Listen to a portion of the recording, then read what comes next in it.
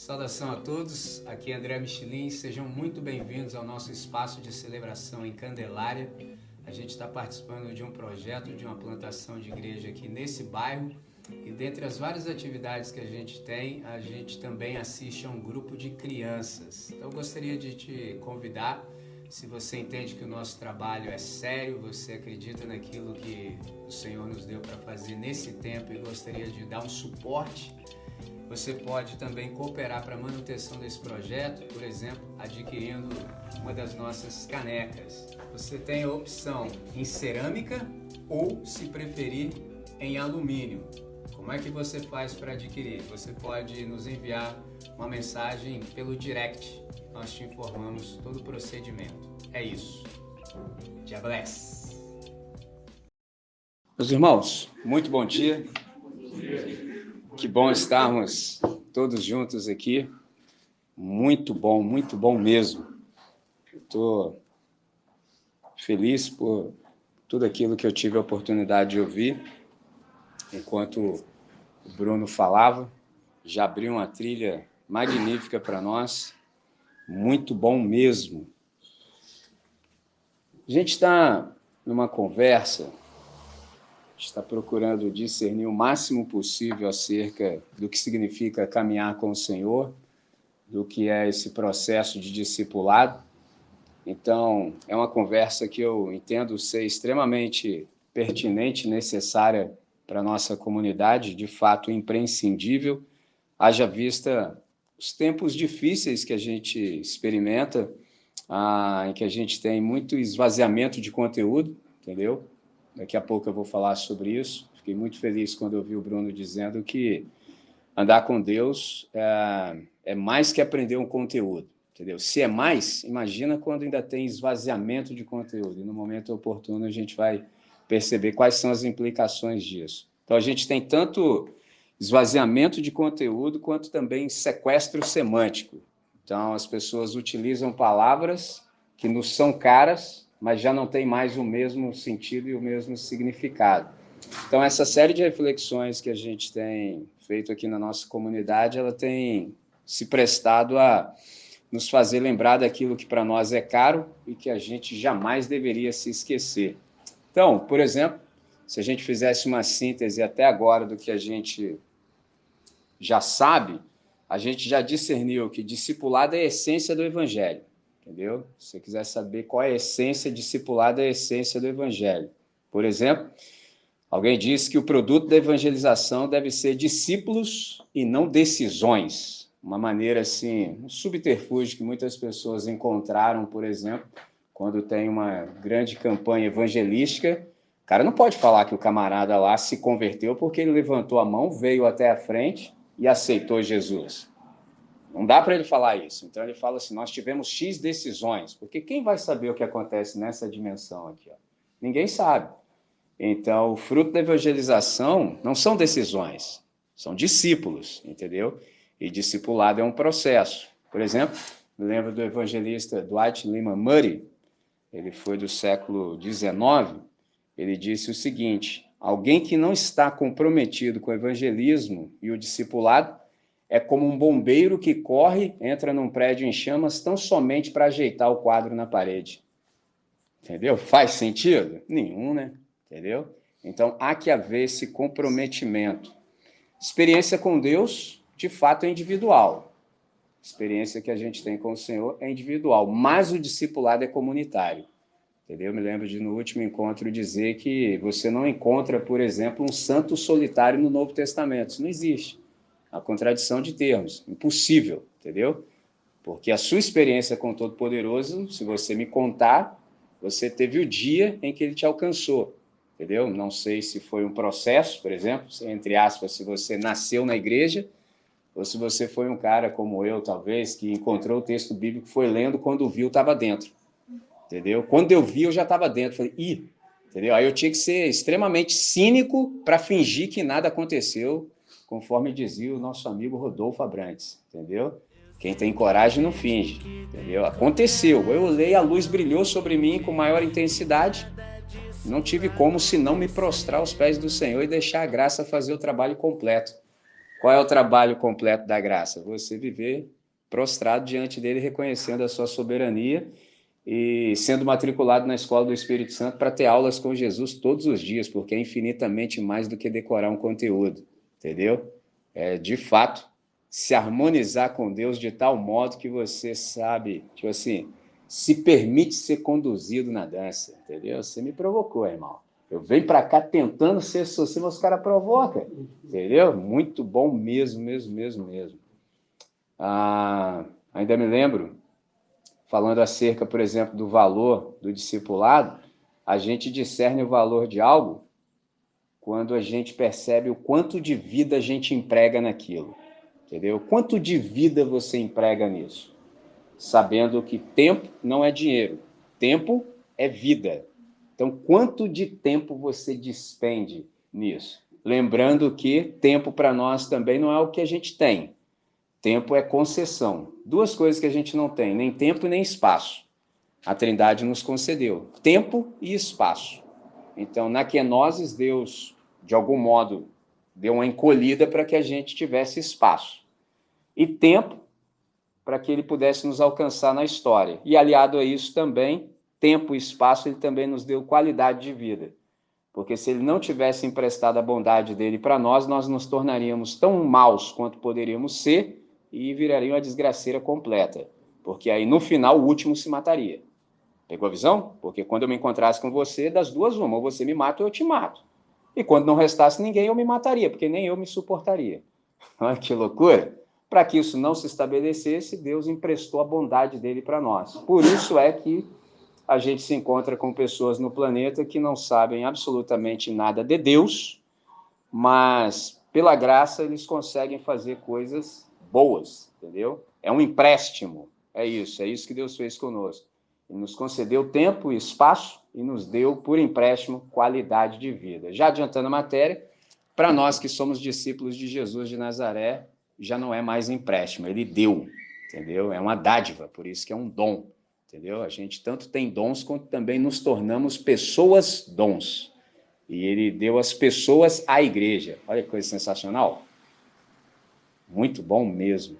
Então, a salvação, já dizia o nosso irmão, está na glória com o Senhor também, que provavelmente no século XX foi uma das pessoas que mais levou Jesus a outras pessoas, que foi o Billy Graham.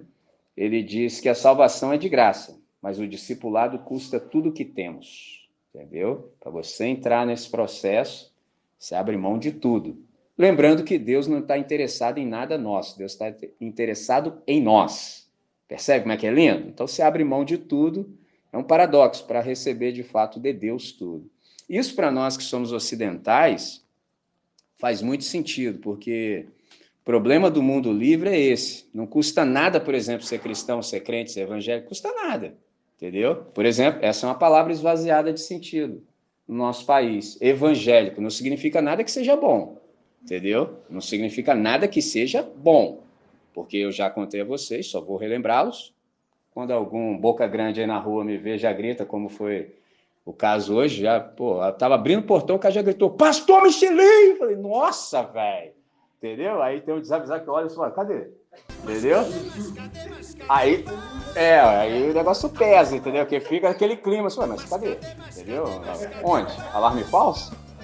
E aí alguns se sentem à vontade e ainda dizem assim, você é pastor, velho? Aí eu, muito constrangido, né? Você já sabe, não vou explicar tudo, eu falo, né? Pô, mas como assim, velho? Você é um cara legal, pô. Você nem é bandido, como é que você pode ser pastor? Aí, tá vendo? Então, hoje em dia, no nosso país, a gente precisa explicar muito, entendeu? Você precisa explicar muito que você não é como. Então, leva muito tempo. Então, não é boa essa palavra. Então, não custa nada aqui no país ser crente, ser cristão, ser evangélico, custa nada. Mas custa tudo ser discípulo. Por exemplo, essa semana mesmo eu conversava com alguns alunos, o aluno falou que ficou possesso de raiva comigo, porque eu repreendi. Eu só perguntei para ele, você é discípulo de Jesus? Só isso. Estou perguntando se você vai à igreja, nada disso. Só quero saber se você é discípulo de Jesus. Aí o cara já começou a ratear. Aí eu falei, não, mas como assim? Eu falei, não, só quero saber, porque se você é um frequentador de igreja, o seu comportamento aí está absolutamente plausível, está tudo certo, é isso aí mesmo. Domingo você fecha o olho e chupa o dente. É nóis. Entendeu? Agora, se você é discípulo de Jesus, aí, assim, você está me deixando confuso. Porque, assim, eu não estou entendendo como é que você está plantando a mão no irmão ali do lado, eu estou sem entender por que você deixa o pé nas costas do cara, entendeu? Eu não estou compreendendo. Rapaz, entendeu? Rapidinho ele entendeu, entendeu? Porque se você for discípulo de Jesus, espera-se que a sua conduta seja parecida. No mínimo, de saída. Se não é, aí você pode me dizer que você é um frequentador de igreja, que você é evangélico, tem essa também. Você não pode deixar passar, né? Você pode falar isso tudo, não pega nada. Agora, discípulo, aí significa, evidentemente, que você está sob a disciplina de Jesus, entendeu? E assim, tenho grande dificuldade em compreender como é que você consegue ter essas atitudes e não sente nada, entendeu? Dá para ter uma vez, entendeu? Mas na segunda já não é mais erro, entendeu? Na segunda vez você já tem que chamar de escolha. Errar a primeira vez está dentro do tolerável para seres humanos caídos como somos, entendeu? Espera-se que aconteça, entendeu? Não é nenhuma surpresa. Agora, na segunda vez, você já não pode mais chamar de erro. Você tem que chamar de escolha, porque você sabia, entendeu? Esse é o ponto, é simples assim. Aí ele falou que lá nas meditações dele, Deus chegou juntinho nele e ele entendeu, agora ele é até meu amigo, entendeu? Então, assim, para nós que somos aqui do Ocidente, faz muito sentido isso. Eu me lembro novamente do nosso irmão, eu já citei, num dos nossos encontros, Dietrich Bonhoeffer, ele disse que o discipulado é comprometimento com Cristo, entendeu? Então, discipulado, agora sim, faz muito sentido o que eu ouvi do nosso irmão Bruno. Discipulado não é aprender as palavras de Jesus. Olha que negócio sensacional, entendeu? É aprender a viver como Jesus. É diferente, porque aprender o conteúdo é fácil, todos nós somos alfabetizados. Vai para casa com esse texto aqui, ó, ele volta desse modelo aqui, ó, entendeu? Em fascículos, entendeu? É rápido, fácil, numa sentada você lê isso aqui, entendeu? Mas a questão não é essa, a questão é guardar, a questão é observar, a questão é observar, ou melhor, é obedecer, ou seja, é viver. E para viver, primeira coisa, eu preciso andar com quem já vive com Jesus e vive do jeito de Jesus. Eu preciso ver. E na igreja que está no Brasil, a gente já tem esse problema. É bem provável que alguém aqui já tenha ouvido outro dizer assim: não olhe para mim. Aí o cara mete a voz de piedade e completa: olhe para Jesus. Ó, entendeu? Não dá, irmão. É bonito, mas não dá, entendeu? Eu não consigo ver Jesus, entendeu? A gente viu o esforço do Bruno aqui para metaforizar a coisa. Cadê Jesus? Você está vendo Jesus? Eu sei que ele está conosco, mas vendo não estou vendo. Mas você eu estou vendo. E você é discípulo de Jesus, então estou de olho em você, irmão. Sinto muito, entendeu? Hebreus 12, 14. Seguir a paz e a santificação, sem a qual ninguém verá o Senhor. Há pessoas que interpretam esse texto de modo escatológico, o cara já te bota uma ameaça. Aí, Fred, fica nessa pegada aí, ó, não vai ver Jesus, não. Rapidinho, o maluco se apruma. É mesmo, ó, escatológico, entendeu? Lá no final. Não, irmão. Seguir a paz e a santificação, ou seja, restauração da imagem do Senhor em nós. Seguir a paz e a santificação, sem a qual ninguém verá Jesus em você, irmão. Você não é discípulo dele, vai ver Jesus aonde, rapaz? Entendeu? Então eu começo seguindo alguém que segue a Jesus, ou seja, imitando aquela pessoa, observando, falo, então é assim. Porque falar sobre perdão dá, beleza, mas assim, quem de vocês aqui já perdoou para eu saber como é que é esse negócio? Aí você me ensina. Então é assim, porque senão fica tudo no campo da subjetividade. E eu preciso de concreção histórica disso. Eu preciso de materialização. Eu preciso ver. Que aí quando eu vejo, eu falo, rapaz, então é desse modelo? Aí o exemplo do cara é esmagador. Entendeu? Você pode falar o que você quiser, só não há como contestar, porque você viu, está vivenciado ali, ó, materializado na sua frente, entendeu? É um negócio sensacional.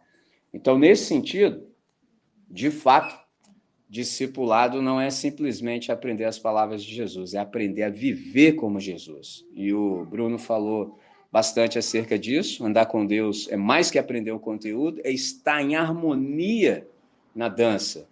E não sei se todos sabem, o nome disso é pericorese.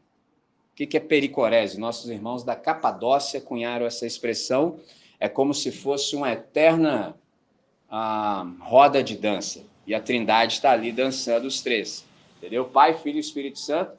E qual é a boa notícia do Evangelho, adiantando a matéria? Que ele está nos convidando para participar dessa harmonia, dessa dança. É um negócio magnífico, pericorese, entendeu? Então, nosso irmão Bruno se esforçou para metaforizar. Eu não sei se eu vou criar um neologismo aqui, eu estou na presença do pessoal das letras, então, se for o caso, corrijam-me. Eu tentei pesquisar, mas não encontrei, então pode ser que seja um neologismo. O Bruno metaforizou. Eu vou partir para analogia, então vou analogar, entendeu? É isso. Para isso, eu quero chamá-los Mateus capítulo 5. Mateus capítulo 5. No lecionário, a gente tem sido exposto ao texto da primeira carta de Paulo a Timóteo, a gente está no capítulo 1, e no capítulo 4, no verso 13, o Paulo faz uma recomendação magnífica. Você sabe que o Paulo é um dos maiores guias espirituais do Novo Testamento, e ele dá essa recomendação, essa orientação ao jovem discípulo pastor Timóteo. Aplica-te à leitura, entendeu? Nesse caso, pode ser a leitura pessoal e também a leitura pública das Escrituras. Então, a gente tem esse tempo, eu quero aproveitá-lo da melhor maneira possível. Então, venham comigo, eu já vou dizer a vocês, eu vou concentrar a nossa atenção nos versos 13 a 16 do capítulo 5 de Mateus. Só que eu vou começar exatamente no versículo 16 do capítulo 4, só para te dar um contexto, para você entender como é que a gente desemboca onde a gente chega no texto dessa manhã. Então, começando pelo verso 16 do capítulo 4 de Mateus, diz assim: o povo que estava assentado em trevas viu uma grande luz, e aos que estavam assentados na região e sombra da morte, a luz raiou. Desde então começou Jesus a pregar e a dizer: arrependei-vos, porque está próximo o reino dos céus. Aqui o Mateus usa reino dos céus porque ele está se dirigindo aos judeus, e os judeus, no seu zelo, temiam tomar o santo nome de Deus em vão. Então, reino dos céus também é um correlato para reino de Deus. E Jesus, andando junto ao mar da Galileia, viu a dois irmãos, Simão, chamado Pedro, e André, seu irmão, que lançavam redes ao mar, porque eram pescadores. E disse-lhes: vinde após mim, e eu vos farei pescadores de homens. Então eles, deixando logo as redes, seguiram-no. E adiantando-se dali, viu outros dois irmãos, Tiago, filho de Zebedeu, e João, seu irmão, num barco com seu pai Zebedeu, consertando as redes. E chamou-os. Eles, deixando imediatamente o barco e seu pai, seguiram-no. E percorria Jesus toda a Galiléia, ensinando nas sinagogas e pregando o evangelho do reino e curando todas as enfermidades e moléstias entre o povo. E a sua fama correu por toda a Síria, e traziam-lhe todos os que padeciam, oprimidos por várias enfermidades e tormentos, os endemoniados, os lunáticos e os paralíticos, e ele os curava. E seguia-o uma grande multidão da Galiléia, de Decápolis, de Jerusalém, da Judéia e de além do Jordão. Capítulo 5, versos 1 e 2. E Jesus, vendo a multidão, subiu ao monte, e assentando-se, aproximaram-se dele os seus discípulos. E abrindo a sua boca, os ensinava, dizendo, versículo 13, 14, 15 e 16. Vós sois o sal da terra. E se o sal for insípido, com que se há de salgar?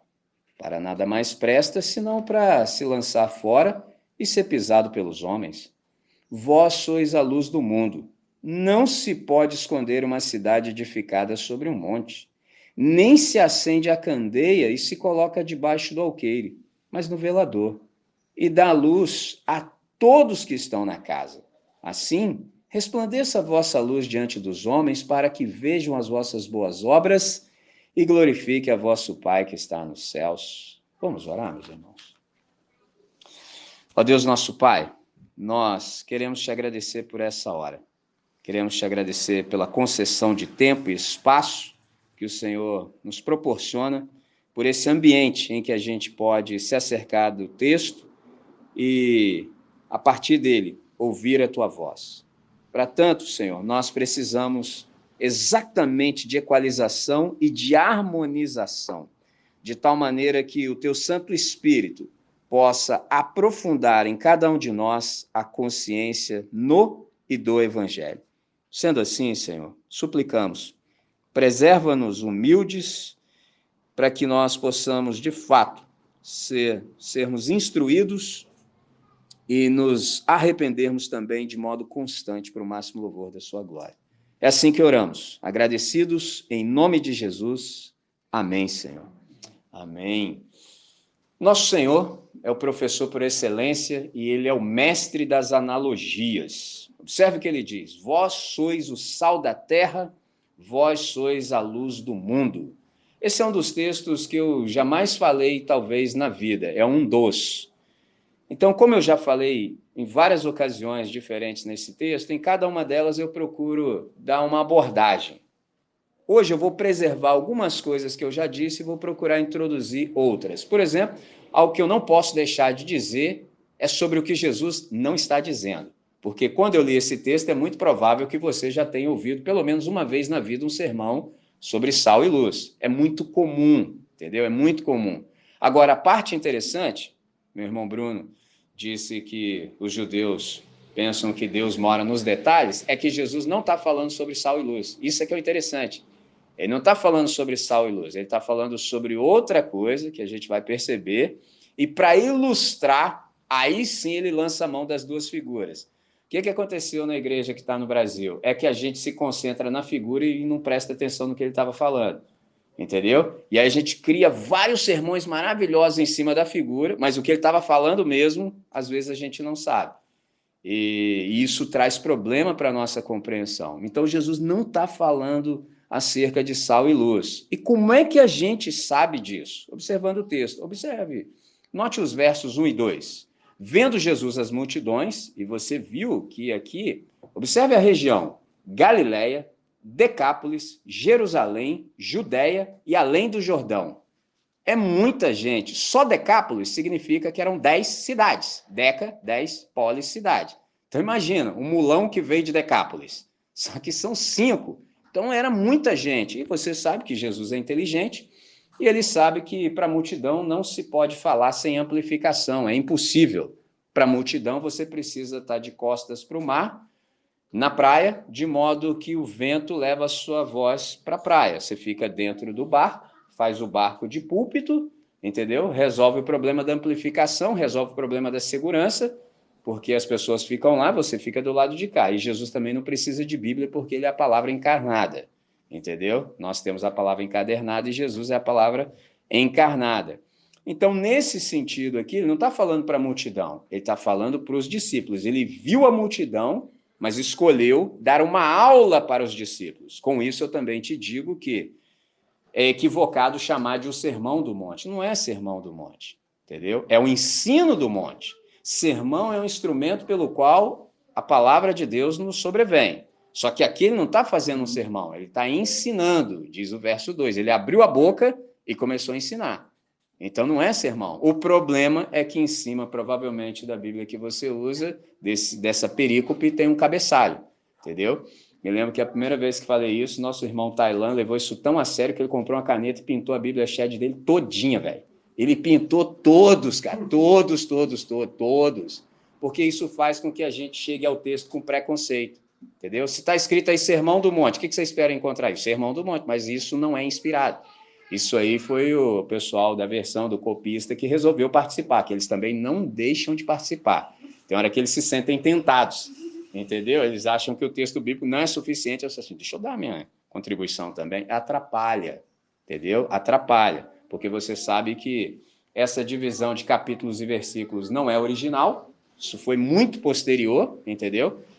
E a divisão de capítulos e versículos e o cabeçalho também veio de modo muito posterior, entendeu? E isso, em dados momentos, até atrapalha. Até mesmo a divisão dos capítulos atrapalha. tem hora que não está dividido no lugar certo, entendeu? E isso influencia significativamente a nossa leitura. Então, uma vez que a gente sabe isso, a quem se dirigiu o ensino? Primeira e especificamente, para os seus discípulos. Do que o Senhor está falando, na verdade? Ele está falando acerca da natureza da vida do discípulo e da sua função na sociedade. É disso que Jesus está falando.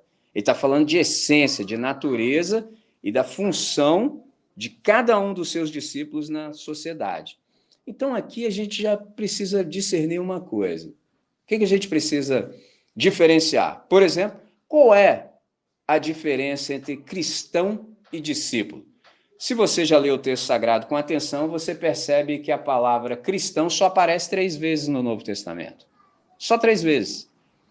A primeira, em Atos capítulo 11, verso 26, quando os discípulos foram apelidados de cristãos em Antioquia, e é um apelido pejorativo, entendeu? Eles não se auto-intitularam, eles foram apelidados, e as outras menções acontecem na carta de Pedro, entendeu? Interessante, só 3 menções, ao passo que se você pesquisar pela palavra discípulo, ela ocorre inúmeras vezes, mais de 200 vezes. Ora, se isso acontece, há aí uma comunicação para nós, percebe? Porque se você diz que você é um cristão, você já abriu o leque de possibilidade de interpretação, mas que tipo você é? Você é ortodoxo, você é copto, você é do Oriente, você é siríaco, você é o quê? Entendeu? Agora fala que você é discípulo, entendeu? Aí você arrumou um problema para você. Porque se você diz que você é discípulo, não sei se você sabe também, mas Jesus tem rejeição zero. Até hoje na minha vida, eu nunca vi uma pessoa rejeitar a Jesus. Eu nunca vi, entendeu? Eu já vi as pessoas detestarem os crentes, os evangélicos, entendeu? É tenso. Agora, Jesus não. Índice de rejeição zero. Pegou a visão? Então, para responder isso, eu chamo, por exemplo, um filósofo que eu aprecio muito, e sei que alguns de vocês também, que é o Dallas Willard. Ele disse assim, é possível que você não veja e não ache sequer nenhuma diferença, que você tão somente pensa que se trate de uma questão semântica e que, no fim, ambos os termos se equivalem. Porém, essas duas palavras podem guardar uma enorme distância entre si quando se trata de definir o nosso papel no cumprimento da missão primordial da igreja. Ser cristão pode não passar de uma nomenclatura com a qual nós nos acomodamos protegidos sob a garantia da salvação. Agora, quando você diz que você é discípulo, tem outras implicações, e contudo, mais profundas. Então, discípulo, na verdade, é a pessoa que aprende a viver a vida que o seu mestre vive.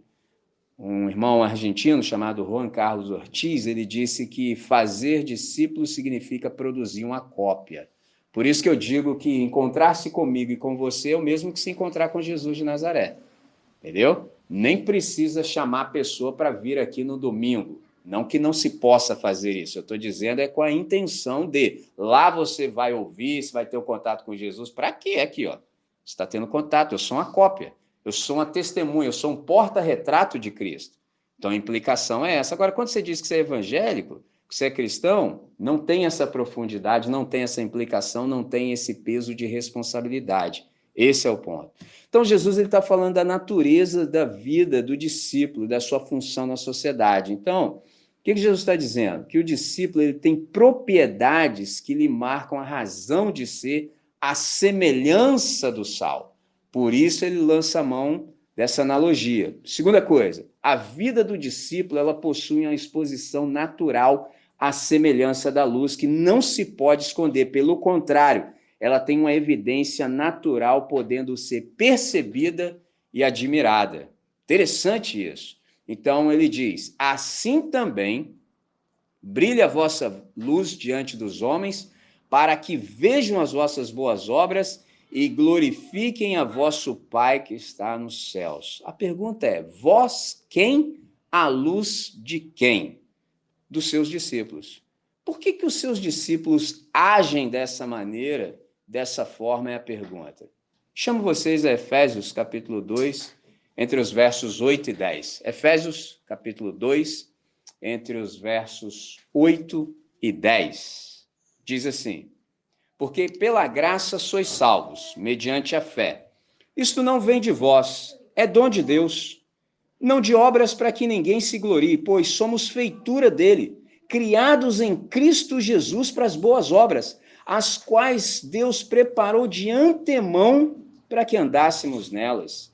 Então, os discípulos de Jesus agem assim porque são assim. Isso é magnífico. Essa é a nossa nova natureza. Então, aqui, a gente aprende que o ser precede o fazer. O ser esclarece o fazer e o ser faz. O ser precede o fazer, o ser esclarece o fazer e o ser faz. Traduzindo, você nem se dá conta que fez porque está na sua natureza. É intrínseco. Não, você nem pensa para fazer, você não faz força. Da maneira mais simples que posso. É como uma macieira, entendeu? É natural para uma macieira dar maçã. Difícil para ela é dar manga. Por isso que eu perguntei àquele aluno, você é discípulo de Jesus? Era só isso que eu queria saber. Porque se ele me dissesse que sim, tinha alguma coisa errada ali que não estava certa. Entendeu? Era simples, porque assim, eu estou com dificuldade de entender como é que você, discípulo de Jesus de Nazaré, consegue fazer isso. Essa é a minha dificuldade. É como num dia, um dos nossos irmãos que frequentava a EBQ falou que também ficou possesso de raiva comigo, querendo, se pudesse, me trucidar. Aí eu falei, por quê, irmão? Não, porque quando você começou a falar esse negócio aí de ler o texto sagrado e tudo, eu já estava com toda a minha argumentação pronta.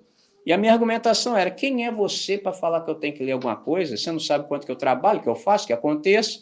Então eu já estava pronto para te dizer isso assim, na minha mente. E você estava discorrendo e eu já estava armado pronto. Até que você disse assim, eu queria saber como é que você consegue não ler o texto. Eu queria que você me ensinasse. Caramba, mano. Porque assim, pegou? Isso aqui para nós é uma carta de amor do nosso Senhor, do nosso Pai. Como é que você não lê, irmão? Você tem que me ensinar isso. Que isso aí que tem que ser ensinado. Porque para nós é normal, nesse caso a palavra é essa, é natural.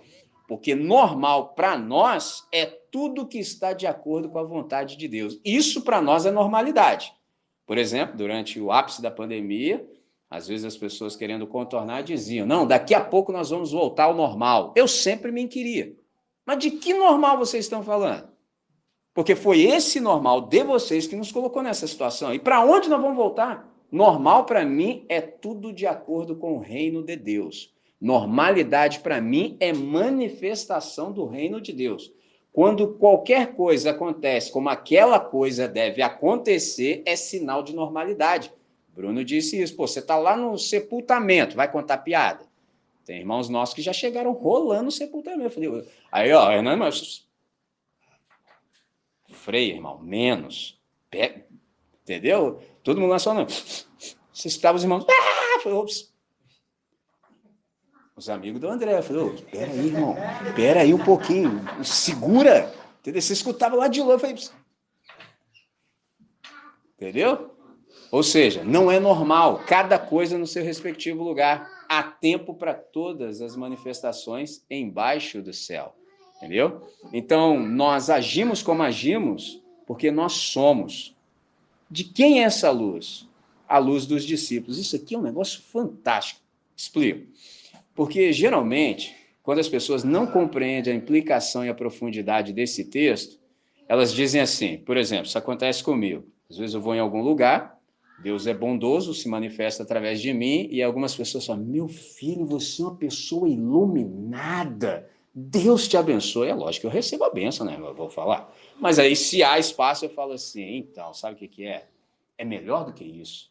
Não é que eu sou iluminado, é que eu sou luminoso. Aí a pessoa já dá aquela, você fala, como assim? Eu falo, explico. É porque iluminado é aquilo que a luz se projeta sobre, entendeu? No meu caso, é melhor. Não é que a luz está sobre mim, é que a luz está dentro de mim. Assim também brilhe a vossa luz. É um negócio sensacional, a luz está dentro de mim. E todas as vezes que essa luz brilha, ela se manifesta, olha que interessante, ela se manifesta diante da humanidade.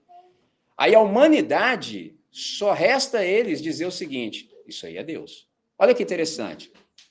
Isso aqui nos livra daquela carga, daquele peso de ter que converter pessoas, entendeu? Porque esse não é nosso papel, entendeu? O nosso papel é exatamente esse aqui. Assim também brilhe a vossa luz diante dos homens, para que vejam as vossas boas obras e glorifiquem a vosso Pai que está nos céus. Traduzindo, conversão é departamento da Trindade. A nossa questão é nos manifestarmos em boas obras que Deus criou de antemão, ou seja, antes que o mundo começasse, Deus já fez aquilo que seria o nosso modo de viver, uma vez que nós nos harmonizássemos com a Trindade e entrássemos e fôssemos matriculados na escola do Espírito Santo. É um negócio maravilhoso. Aí o que acontece? Quando essa manifestação se dá na história, ou seja, ganha historicidade, as pessoas olham, ainda que elas não creiam, elas falam assim, isso aí só pode ser Deus. Porque ninguém pode viver do jeito que vocês vivem se não for por Deus. Traduzindo, conversão é departamento da Trindade, mas Deus requer que todas as pessoas que se encontrem comigo e com você, que somos discípulos de Jesus de Nazaré, que elas glorifiquem-no pela maneira como nós nos havemos aqui na terra enquanto passamos. É um negócio sensacional. Pegou a visão? Então, tira de nós esse peso de ter que converter alguém, mas traz a responsabilidade de vivermos a contento, de modo que não seja incoerente o nosso viver. Isso é magnífico. Então, lembrando do nosso irmão Agostinho, ele disse, testemunhar não é algo que fazemos, testemunhar é algo que nós somos, porque nós somos seres luminosos. Aí aqui a gente percebe um problema. Qual é o problema que a gente percebe, sobretudo na igreja que está no Brasil? É essa crise de incompatibilidade com o padrão do reino. Me lembro de uma irmã, ela é uma anglicana, Edmeia Williams, tem idade para ser assim, nossa avó. A irmãzinha já soltou essa, a igreja que está no Brasil está repleta de evangélicos, mas está vazia de santos. Eu falei, ih, rapaz, vai discutir com a senhora. Ela tem toda a razão, falta gente santa. Dallas Willard, novamente, disse o seguinte, cristãos na teoria nem sempre são discípulos na prática. Entendeu? Tem uma galera que fez a confissão de fé, entendeu? Foi lá na frente da congregação, falou, 2 meses depois, o cara já esqueceu de tudo, cara. É interessante, entendeu? Porque o cara só decorou um conteúdo, Bruno. Eu acho assim, interessante, vocês devem já ter visto isso na vida, na experiência de caminhada. Microfone no dia da profissão de fé, parece que ele tá dando choque, irmão. É uma fila, entendeu? Todo mundo ali perfilado. O primeiro pega, meu irmão, o cara já fica como? Aí fala assim, quem é Jesus para você? Entendeu? O maluco já manda assim, meu Senhor, meu Salvador. Oh, já solta o mic na mão do próximo, cara. Segura aí que é teu, irmão. Entendeu? Mas é assim, mas meu Senhor, meu Salvador. Ó, e o microfone vai para lá, para cá. Eu falei, que é isso, cara? Entendeu? É só o conteúdo, entendeu? Isso aí é fácil. Isso aí é tranquilo. Qualquer um pode fazer isso, entendeu? Mas assim, eu quero saber as implicações, entendeu? Entendeu? Me diz assim, qual é o senhorio de Cristo assim, sobre a sua vida? É isso que a gente precisa ver. É tudo ao contrário, cara. Mas a galera se dedica tão somente a reproduzir um conteúdo, entendeu? E aí é só decepção depois. Porque um dia, eu me lembro que eu estava fazendo uma exposição de Atos, capítulo 8, eu fui honrado assim por uma turma do seminário e me oportunizaram dar a última aula. E aí estou lá pregando, e no final a fala dele é, eis aí água, que me impede de ser batizado? Poxa, irmãos, aí todos aqueles que são do time do muita água, os batistas, ficaram assim, vamos ver o que ele vai falar agora. Aí a resposta está no texto, é lícito se creres. Eu creio que Jesus é o Filho de Deus. Beleza, foi batizado. Aí ficou aquele clima, eu falei assim, irmãos, sabe o que acontece? É que nós ficamos aí discutindo se é com pouca água, com muita água, entendeu? Se é de cima para baixo, é essa questão aí, beleza, só que tem um detalhe. Os nossos pais batizavam os batizados, e nós hoje estamos lutando para converter os batizados. Acabou o sermão. Pegou? Ficam lidando com questiúnculas e se esquece da essência. Qual é a essência? Eu só batizo os batizados. Entendeu? Eu só batizo os batizados. O Stênio me fez essa pergunta. Como assim? Que aí eu estava fazendo uma provocação para ele ficar esperto, entendeu? Tem que saber das coisas. Eu, por exemplo, àquela altura não havia batizado ninguém, e até hoje batizei e tive a honra de fazer a imersão de nosso irmão Gui. Me empolguei tanto que Entendeu? Foi até sem discurso. Entendeu? Esqueci o texto, cara. Única vez na vida que isso aconteceu. Fiquei extremamente emocionado, entendeu? Como nunca antes. Nunca. Esqueci o texto, enfiei o cara na água lá e vamos que vamos. Entendeu? Entendeu? Foi sem foto, entendeu? Sem texto. Entendeu? Caramba, fiquei emocionado. Entendeu? Fiquei emocionado, cara. Sério mesmo. Foi muita emoção, cara. Passou um filme assim na minha mente em um instante, cara. Entendeu? Então eu fiz essa provocação com o Stanley para ele entender que há uma diferença entre o batismo de Jesus e o batismo de João. Entendeu? O de João é com água. O de Jesus é com o Espírito Santo.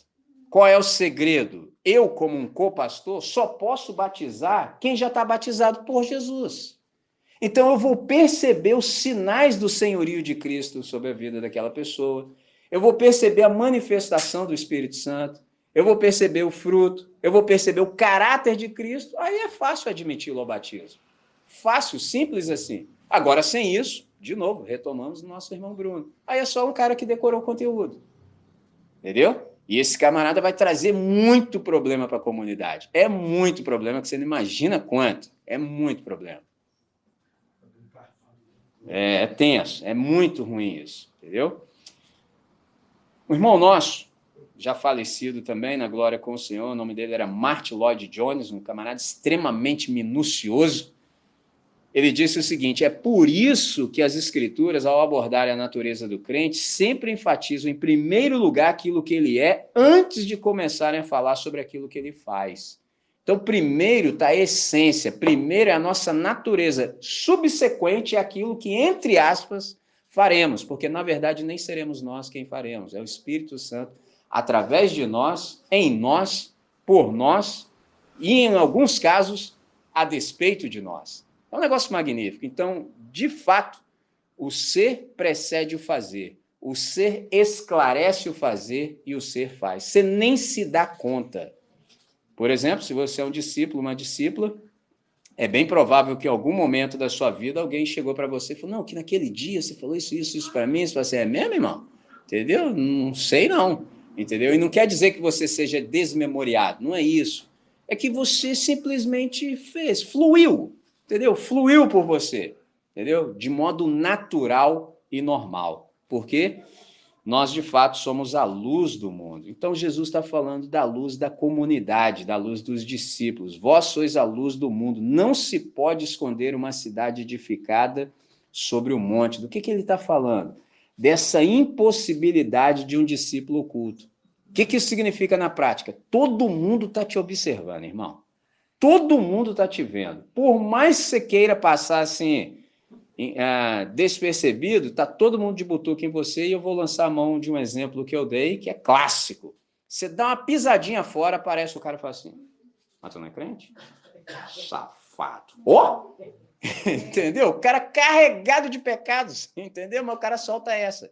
Porque lá no fundo, ele sabe que ser discípulo é o correto. É aquela evasiva que algumas pessoas dão. O Michelin se entregou para Jesus, ele estava precisando, Já viu essa? Ele estava precisando, vai fazer bem para ele. Como assim? Entendeu? Essa é a clássica, velho. O cara, foi bom para ele, ele estava precisando. Mas por que você não? Eu não. Pô. Tá gravado lá no íntimo que o camarada sabe que isso é o correto. Ele não quer para ele, mas ele sabe, ele sabe. Então, isso é tão sério e profundo que as pessoas não admitem essa incoerência. Percebe? Por que elas chegam juntinho? Porque a gente também proclama que isso é o correto, então viva de acordo. Entendeu? Porque há essa impossibilidade de um discípulo oculto. Então, há uma exposição natural na vida do discípulo de Jesus. Então, todo aquele que encarna, ou seja, que vive e pratica as bem-aventuranças, não tem como esconder o seu exemplo, porque a sua vida ela será evidenciada, à semelhança de uma candeia no velador, à semelhança, de igual modo, de uma cidade edificada sobre o monte, ou seja, ou como uma luz acesa em um poste. Todo mundo está olhando. O que isso significa, por exemplo, para a vida da comunidade? A igreja, ela deveria ser o lugar onde a cidade encontra paradigmas, entendeu? Qualquer coisa que a cidade queira saber, basta participar de uma reunião conosco, entendeu? Aí ela vai sair sabendo como é que devemos agir. Por exemplo, um grande momento que a igreja, eu estou sendo geral nesse sentido, perdeu foi durante a pandemia. Era para todas as autoridades terem nos ouvido, entendeu? Todos os pastores, entendeu? Falar assim, vem aqui que a gente fala para vocês como é que se deve agir. Aí o que a galera fez? Tudo ao contrário. Tudo ao contrário, a ponto do STF ter que dizer para a gente que não era bom para a gente se reunir. Que isso, cara? O dia que eu precisar que o STF me diga o que eu devo fazer na igreja, eu posso empacotar, eu vou direto para a cova. Entendeu? Que isso, cara? Tudo errado, tudo ao contrário. A igreja é onde a cidade encontra paradigma, porque nós é que sabemos o que Deus está fazendo, a gente é que sabe o que está acontecendo, porque a gente está na luz. Então a gente sabe, ó, os movimentos de Deus agora são esses aqui, ó. Deus está fazendo isso aqui, então fica bem para nós entrarmos nesse movimento harmonicamente falando, para a gente não destoar, entendeu? É aqui, ó, entendeu? Na sintonia fina, é aqui. Mas aí você tem que estar conectado. E a igreja do nosso país, infelizmente, fez muito feio. Qual é a ideia desse texto? Como é que isso tudo se aplica à nossa vida? Se a gente viver desse jeito, me lembro de um camarada chamado Benjamin Franklin, ele falou que o bom exemplo é o melhor sermão.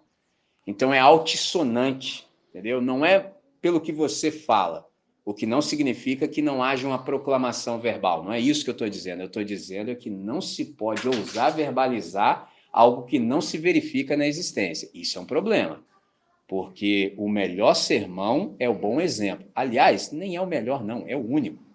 Ponto. Acabou. Ou a pessoa vê em você o que você está verbalizando de modo subsequente, ou então, se você for louco para fazer um negócio desse, mas infelizmente tem louco para tudo. Tem gente que verbaliza umas coisas que você não consegue verificar, irmão.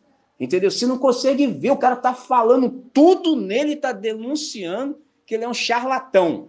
E olha que interessante, charlatão, charla, entendeu? Ó, é só palavrório, entendeu? Charla, igual parlamento. Viu como é que é bom saber as palavras? Entendeu? Isso é interessante. Só está falando, mas é tudo da boca para fora. Você não consegue verificar. Não há materialização histórica do que ele está falando, sobretudo a partir da sua própria vida. Isso é muito ruim, entendeu? A gente não tem esse espaço, porque se nós enveredarmos nesse caminho, tem um nome para nós: hipócrita. É quase que uma transliteração da palavra grega que é hipocritês, ator. Entendeu? Hipocritês é o ator. Era a máscara que o ator usava. Então, isso aqui é um hipócrita. Esse é um problema. Você não vivenciar, não demonstrar de modo histórico aquilo que você diz crer. Então, nesse sentido, Jesus está falando, ó, há um risco. Qual? Se tornar insípido ou insosso. É quando o sal perde a sua propriedade. Aí não serve mais para nada, a não ser para ser lançado fora e pisoteado pelos homens. Traduzindo para hoje, virou pavimento de rua, que naquele tempo não havia, então só serve para isso. Perde toda a utilidade. Então, nesse caso, a gente precisa ter muito cuidado. E Jesus traz essa observação e ele diz, vocês são sal da terra, vocês são a luz do mundo. Isso aqui é um negócio magnífico. O que Jesus está deixando bem claro para nós? Que não são as nossas estruturas que são o sal da terra e a luz do mundo, não são as nossas finanças, não são os nossos prédios, não são os nossos templos, não são os nossos métodos, não são as estratégias litúrgicas, não são, por exemplo, a influência na mídia. Não, somos nós. Nós é que somos o sal da terra e a luz do mundo. Qual é a aplicabilidade disso aqui?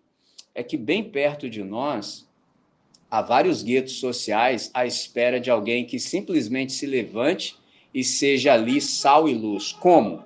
Exercitando a nossa vocação. Então, é o exercício pleno da nossa vocação que traz, por exemplo, essa manifestação histórica do reino de Deus no local onde a gente está inserido. É assim que a nossa luz brilha. E toda vez que a nossa luz brilha, as pessoas têm contato com o reino, e aí sim elas podem dar uma resposta a Deus. Aí você fala assim, como dar uma resposta a Deus? É que missão é uma ação que requer tanto explicação quanto resposta. Aprendi isso com a irmã nossa chamada Analzira Nascimento. Alguém vai perguntar para nós, por que você está fazendo isso? Você pode dizer, porque Jesus mandou. e também porque eu não sei fazer outra coisa. Simples assim. Então, você explicou. Uma vez que a missão é uma ação que exige explicação e também resposta, as pessoas vão poder responder a essa ação. Então, o reino chegou. Você está anunciando, olha, o reino chegou. E eu sou um súdito do reino. E no reino, nós agimos assim. Porque isso para nós é normal. Anormal é essa situação que você vive. Mas como o reino chegou, está anunciado. Aí a pessoa pode ser convencida pelo Espírito Santo, pode se arrepender e falar assim, eu quero participar desse reino aí. Aí você fala assim, tem critérios admissionais. Ele vai dizer, e quais são? Arrependimento e crer. Arrependa-se e creia no Evangelho. Só que interessante. Então, isso nos livra, por exemplo, de cometermos o equívoco que trouxe muito problema para o Gandhi. O Gandhi, por exemplo, disse que cria no nosso Cristo, mas não cria no nosso cristianismo. E ele disse mais, eu considero o trabalho prático do cristianismo ocidental uma negação de Cristo. Pesado, hein? Eu creio no Cristo de vocês, mas eu não creio no cristianismo de vocês. Porque o cristianismo, na verdade, é uma distorção do evangelho. Entendeu? Evangelho é uma coisa, é essência. Cristianismo já é distorção. E esse é um problema que a gente tem no Ocidente. Por exemplo, desde que a eclésia, desde que a igreja deixou de ser gente nascida do alto, reunida em torno do nome do Senhor por seu espírito, se tornou um prédio, ou seja, desde o século IV, bagunçou tudo, a gente entrou nesse templocentrismo. Se você pegar 100 crentes, 100 evangélicos, e encontrar 10 que não chamam o espaço físico, CNPJ, de casa de Deus, você foi feliz, entendeu? É impossível, irmão, não adianta, entendeu? Não adianta. Ele não entende que ele é que é membro da casa de Deus. Ele é uma peça da casa de Deus, ele é uma pedra, entendeu? Jesus é a rocha angular e ele é uma pedra, entendeu? Dessa edificação que o Senhor mesmo está erigindo. Então, por hoje, irmãos, eu creio que é o suficiente. Eu tenho aprendido e reconheço que, de fato, muita água mata a planta.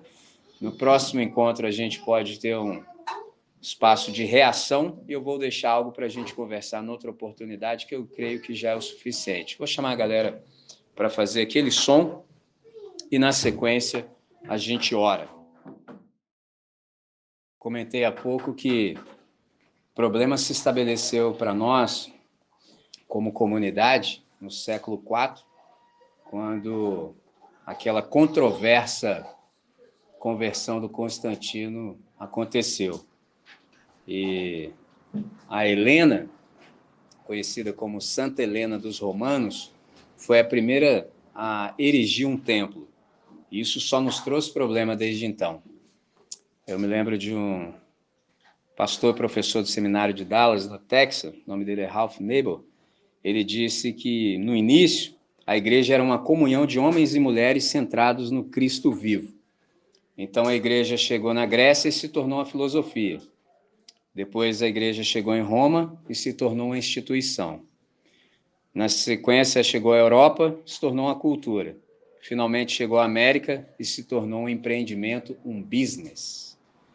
Desde que o movimento gospel chegou no Brasil, só está piorando, entendeu? Por isso que é a questão que eu usei da nomenclatura evangélico.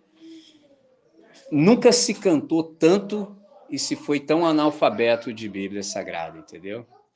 Um problema que a gente tem, por exemplo, eu brinco com vocês que entre nós há 2 que são letrados, vocês vão de perceber que o quanto de erro de português tem nas canções. Se é possível dar graças a Deus, o nível de erro de português ainda é maior do que o de erro teológico. Entendeu? Então dá para dar graças a Deus. Pelo menos está errado em português, porque teologicamente também. Mas o erro de português consegue ser pior do que o teológico. Aí você fala, caramba, mano, é tenso. Então, dentro do que a gente conversou hoje, o movimento gospel só produz evento. E vocês sabem que evento é vento. Então, uma coisa interessante seria, por exemplo, acabar com esse barulho, entendeu? Que há, e acabar com o holofote, cara, entendeu? Deixar só a voz ecoar seria muito bom, e ao invés de holofote, deixar a luz brilhar. Porque se barulho fosse sinal de espiritualidade, carnaval seria santíssimo, entendeu? Então, nesse sentido, a gente precisa manter, por exemplo, a simplicidade com a qual a gente tem feito as coisas até aqui. Essa é uma aplicação que eu faço. Segunda, nós somos seres historicamente situados, então Deus, por sua providência, nos tem colocado no lugar certo, no velador correspondente. O que a gente precisa de Deus agora é reconhecer a plataforma na qual nós estamos e perceber a amplificação que o Senhor está nos concedendo. A plataforma é para que a luz possa brilhar, e a amplificação é para que a voz do bom pastor possa ecoar. Então a gente precisa ser muito atento a isso, para que as coisas possam fluir da melhor maneira possível. Então, era isso que eu gostaria de deixar para a nossa reflexão. Nesse sentido, quero chamá-los então para que a gente possa orar. Senhor, muito grato por essa hora, muito obrigado por essa manhã, obrigado pela exposição da tua palavra, obrigado por tudo quanto a gente conseguiu aprender do Senhor. Obrigado pelos cânticos que foram entoados, cujas letras nos edificaram. Obrigado pela exposição devocional que o Bruno nos trouxe, que foi extremamente pertinente, como sempre o é na nossa comunidade. A gente percebe a harmonia em todo o tempo, Senhor. Nunca houve algo dito que não estivesse em consonância com o teu Santo Espírito, com a trilha que o Senhor nos tem aberto. A gente te agradece profundamente por isso e suplica que essa sintonia fina possa ser mantida em todos os dias da vida dessa comunidade para o máximo louvor da sua glória.